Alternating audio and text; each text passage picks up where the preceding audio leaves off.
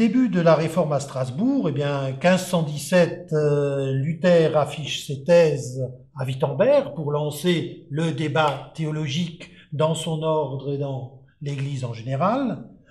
En 1521, ces thèses sont connues à Strasbourg, déjà avant, mais le curé de la cathédrale de Strasbourg, qui est arrivé en 1518, prêche dans l'esprit de Luther.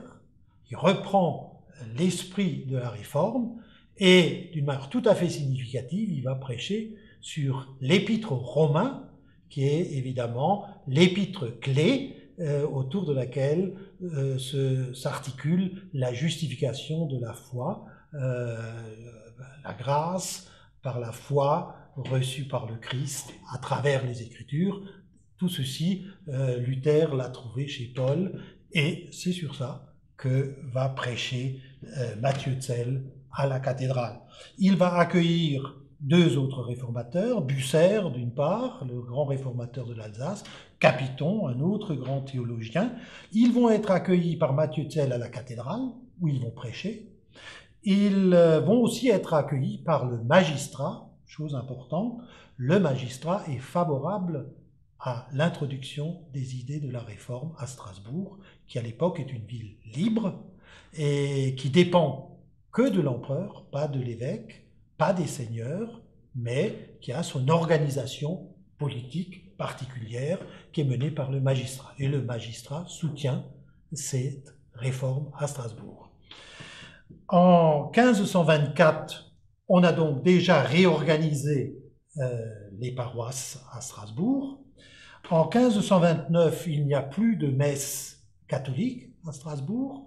Dans les 7 paroisses, c'est un culte nouveau qui est célébré.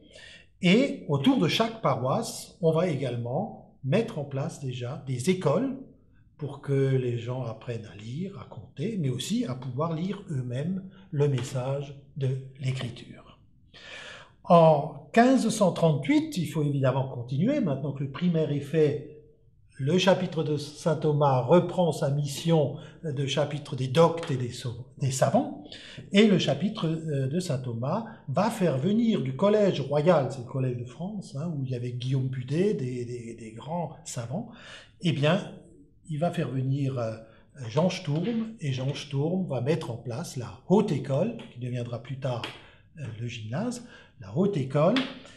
Tout, une fois qu'on arrive au terme de ces études qui sont données là, on va créer l'académie pour aller plus loin en 1566, et d'où va sortir en 1621 l'université protestante de Strasbourg.